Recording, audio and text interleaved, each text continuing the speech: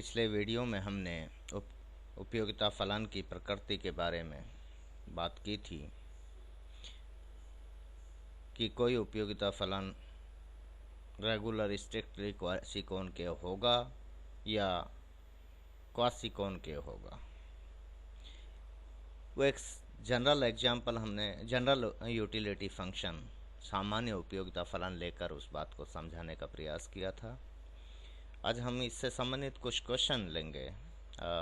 विशिष्ट उपयोगिता फलन लेकर हम अपनी इस बात को समझाएंगे। एग्जाम्पल है कि यदि उपयोगिता फलन u equal to Q1 into Q2 हो तो इसकी प्रकृति बताइए। यानी इस उपयोगिता फलन की प्रकृति कैसी है ये बताना है। तो हमारे सामने उपयोगिता फलन ये है। अब उपयोगिता फलन की प्रकृति जानने के जो हमने 5 बिंदु तय किए थे उनमें पहला कि कुल उपयोगिता अधिक धनात्मक हो, तो टोटल यूटिलिटी ग्रेटर देन 0 निश्चित रूप से धनात्मक होगी क्योंकि वस्तुओं की मात्राएं धनात्मक हैं। Q1 और Q2 दोनों धनात्मक होंगे तो कुल उपयोगिता भी धनात्मक होगी। Number 2, del U by del Q1 यानी उपयोगिता फलन का प्रथम अवकलज जो आएगा, अब इसका Q1 के सापेक्ष में आंशिक अवकलन करना है तो Q2 तो एज इट इज़ Q1 का 1 हुआ तो ये Q2 आया। Q2 इज़ ग्रेटर देन 0 धनात्मक है क्योंकि ये पहले ही हमने स्पष्ट कर लिया है। यानी del U by del Q1 क्या है, F1 है। ये del U by del Q2 equal to F2 जिसे हमें F2 से दर्शाया है, दिखा रहे हैं। इसका कीजिए, Q2 के सापेक्ष अवकलन करेंगे तो Q1 आएगा। Q1 ये धनात्मक है। तो दूसरी शर्त कि दोनों वस्तुओं की सीमांत उपयोगिता धनात्मक है। F1 and F2 both are greater than 0 क्योंकि F1 आया Q2 और F2 आया Q1। Number 3, del square U by del Q1 square, इसका एक और बार Q1 के सापेक्ष में इसका अवकलन कीजिए सब। जब इसका अवकलन करेंगे तो Q1 है ही नहीं तो ये Q2 है, ये 0 हो जाएगा। और इस फलन का del U by del Q2 का एक बार और Q2 के सापेक्ष जब हम अवकलन करेंगे तो अवकलज जो आएगा वो F22 जिसे हम कहेंगे वो क्या आएगा। देखिए यहाँ Q2 है ही नहीं इसलिए 0 होगा। Q1 को स्थिर रख कर Q2 का अवकलन हम कर रहे होते हैं आंशिक अवकलन में, तो ये 0 होगा। तो F11 एंड F22 दोनों क्या हैं, शून्य है। लेकिन ध्यान रहे शून्य है, ये शून्य से कम नहीं है, मतलब ऋणात्मक नहीं है। तो चौथी शर्त क्या है, क्रॉस डेरिवेटिव्स यानी इसका Q2 के सापेक्ष इसका Q1 के सापेक्ष अवकलन कीजिए। तो इसका जब Q2 के सापेक्ष करेंगे तो F12 जो आएगा, F12 क्या आएगा, अब Q2 के सापेक्ष कर रहे हैं तो Q2 है अवेलेबल यहाँ पे इसलिए 1 होगा Q2 का। और इसका जो अवकलन हम कर रहे हैं Q1 के सापेक्ष में इसका, ये जो है फलन है, समीकरण जो भी आप कहना चाहो, तो इसे हम कहेंगे क्योंकि Q2 के सापेक्ष कर चुके हैं और Q1 कर रहे हैं तो इसको कहेंगे F21। ये भी एक आएगा। दोनों एक हैं, धनात्मक हैं, दोनों बराबर भी हैं। ठीक है। नेक्स्ट जो कंडीशन है कि सीमाबद्ध हैसियन निर्धारक का मान निकालना है। उसे जानने के लिए सीमाबद्ध हैसियन निर्धारक का मान निकालने के लिए क्या करेंगे, देखिए चाहो तो आपने निकाल चुके हैं, इनको ही रख दीजिए। चलो अभी तो इन्हीं को रख दीजिए, आगे जाके फिर आप जब हम लॉग्रेंज फंक्शन पढ़ लेंगे तब सीधा भी निकाल लेंगे। तो F11 क्या है आपके पास, F11 ये रहा 0, F12 1 और F1 F11 0, F12 F11 F12 F minus F1 F21 F22 minus F2 minus F1 minus F1 F2 0, ये होता है सीमाबद्ध है ऐसे निर्धारक। तो इसमें F11 0 है, F12 हमारे पास ये रहा 1 है, और F1 क्या है Q2 है, और क्योंकि माइनस F1 लिखना है तो इसलिए माइनस का चिन्ह लगेगा, माइनस Q2। फिर F21 1 है और F22 0 है, माइनस F2 की वैल्यू है जो माइनस Q1 हो जाएगा, माइनस Q2 माइनस Q1, ये दोनों ध्यान रहे ये बराबर होंगे इक्वल टू 0। यहाँ पे अक्सर ऐसा इसमें तो मिलेगा आपको। अब ये जो डिटर्मिनेंट है इसका मान निकाल लीजिए, पहली पंक्ति के अनुसार विस्तार कर दीजिए। जब पहली पंक्ति के अनुसार करेंगे तो 0 वाला जो है पार्ट वो तो 0 हो ही जाएगा, ये दो बचेंगे 1 और माइनस Q2। इसके लिए वैल्यू निकालेंगे तो -1 के लिए देखिए ये रो गई और ये कॉलम गया, तो 1 माइनस Q2 और माइनस Q1 0 बचे। ये गलत लिखा है, ये गलत लिख दिया, इसको ठीक कीजिएगा, इसको ठीक करना है आपको। Q2 यहाँ क्यों हो सकता है, यहाँ तो Q1 है माइनस का, तो माइनस Q1 ही आपको लिखना है, इसमें करेक्शन कर लेना। माइनस Q2 ये है, अब ये रो गई ये कॉलम गया, बचेगा 1 minus Q2 1 minus Q2 0 minus Q1।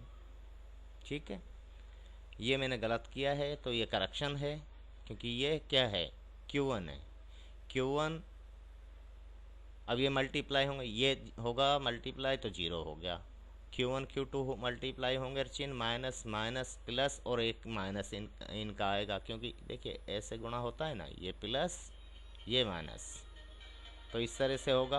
तो इसमें करेक्शन करते हुए ये माइनस Q1 Q2 और बाहर -1 से मल्टीप्लाई हो रहा है तो ये प्लस का Q1 Q2, minus Q2 multiply किससे होगा, ये तो 0 हो जाएगा, और माइनस Q1 ये है तो minus Q1 into minus Q2 ये हो जाएगा प्लस का Q1 Q2, तो ये हुआ 2Q1 Q2 which is greater than 0, एक से शून्य से अधिक है यानी धनात्मक है। तो यहाँ पे क्या निकल के आया कि सीमाबद्ध हैसियत निर्धारक तो धनात्मक है, लेकिन F11 0 है और F22 0 है, 0 से कम नहीं है, मतलब ऋणात्मक तो नहीं है, ये शून्य है, इसलिए उपयोगिता फलन अर्ध नतोदर तो है लेकिन पूर्ण रूपेण नहीं है। क्वासी कॉनकेव तो है लेकिन स्ट्रिक्टली क्वासी कॉनकेव नहीं है। तो एक दूसरा उदाहरण और लेते हैं अपन कि उपयोगिता फलन u equal to Q1 Q2 minus 0.01 bracket Q1 square plus Q2 square regular strictly quasi concave है या नहीं, ये बताइए। तो इसके लिए भी सबसे पहले उपयोगिता फलन लिख लिया। अब देखिए उपयोगिता धनात्मक है या नहीं, कुल उपयोगिता धनात्मक कब होगी, जब Q1 धनात्मक हो, Q2 धनात्मक हो, यानी वस्तुओं की जो मात्राएं हैं वो धनात्मक हों, और इस ब्रैकेट का मान है जो इससे कम होगा तो धनात्मक होगा। तो ये निश्चित रूप से Q1 और Q2 वस्तुओं के उपभोग है जो धनात्मक मात्राओं का ही हो रहा होता है। दूसरा कि इसका कुल उपयोगिता फलन का आंशिक अवकलन कीजिए Q1 के सापेक्ष में, तो आएगा क्या F1 जिसे हम कहते हैं वो है। अब इसका करेंगे तो Q2 Q1 के सापेक्ष में अवकलन कर रहे हैं तो Q1 का 1 होगा और Q2 एज इट इज बचेगा, तो Q2 माइनस 0.01 Q1 स्क्वायर का तो 2Q1 और ये मल्टीप्लाई होगा 0.01 से, तो क्या हो जाएगा 0.02 Q1 और Q2 का 0 होगा, तो ये लिख दिया। दूसरा Q2 के सापेक्ष में कीजिए, इसको हम F2 कहते हैं। ये आएगा Q1 माइनस 0.02 Q2। ये भी धनात्मक होंगे क्योंकि Q2 और Q1 दोनों धनात्मक है, और ये 0.02 है जो डेफिनेटली इनसे इससे कम होगा। तीसरी, तिरछे गुणा, तिरछे अवकलज, यानी इसका Q2 के सापेक्ष में, इसका Q1 के सापेक्ष में करेंगे। इसका जब Q2 के सापेक्ष में करेंगे तो F12 आएगा, जो कि करिए Q2 के सापेक्ष में। नहीं वो सॉरी, तिरछा नहीं, सबसे पहले हम वो कर लेते हैं सेकंड ऑर्डर पार्शियल डिफरेंशिएशन, द्वितीय क्रम के del square u by del Q1 square जब हम करेंगे तो उसे कहेंगे F11, यानी इसका एक बार और अवकलन Q1 के सापेक्ष में करेंगे। तो यहाँ तो Q1 है ही नहीं, इसलिए ये तो 0 हो गया। यहाँ है ये, इसका 1 आएगा, 1 इंटू 0.02, और ये चिन्ह माइनस का है तो ये माइनस 0.02, ये F11 है। और F22 इसका एक बार और अवकलन कीजिए Q2 के सापेक्ष में। ये दोनों बराबर होते हैं, हमेशा बराबर होंगे, और अक्सर नहीं, हमेशा नहीं कह सकते, खैर हमेशा नहीं है, ऐसा नहीं है इसके बारे में।